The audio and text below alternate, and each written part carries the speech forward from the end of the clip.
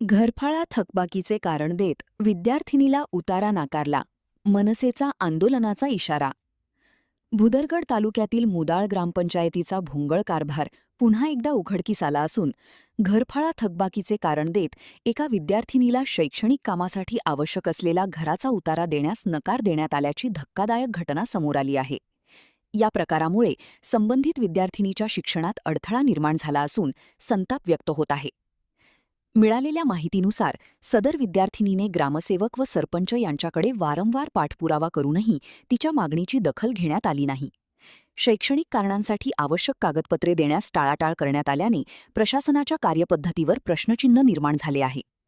शासनाच्या नियमांनुसार शैक्षणिक कामासाठी लागणारी कागदपत्रे रोखून धरणे अन्यायकारक मानले जाते. मात्र घरफाळा थकबाकी आणि विद्यार्थ्यांच्या शैक्षणिक हक्कांचा संबंध जोडून कागदपत्रे नाकारणे ही गंभीर बाब असल्याचे मत व्यक्त होत आहे. दरम्यान महाराष्ट्र नवनिर्माण सेनेचे भुदरगड तालुका अध्यक्ष अशोक धोंडीराम पाटील यांनी या प्रकरणाची तातडीने चौकशी करून दोषींवर कठोर कारवाई करण्याची मागणी केली आहे. तसेच संबंधित विद्यार्थिनीला तात्काळ घराचा उतारा उपलब्ध करून देण्यात यावा, अन्यथा मनसेच्या वतीने तीव्र आंदोलन छेडण्यात येईल असा इशाराही देण्यात आला आहे. या घटनेमुळे मुदाळ ग्रामपंचायतीच्या कारभारावर पुन्हा एकदा प्रश्नचिन्ह उपस्थित झाले असून प्रशासनाने तातडीने हस्तक्षेप करून विद्यार्थिनीला न्याय द्यावा अशी मागणी नागरिकांतून होत आहे. महान कार्य न्यूजसाठी विजय बकरे, कोल्हापूर.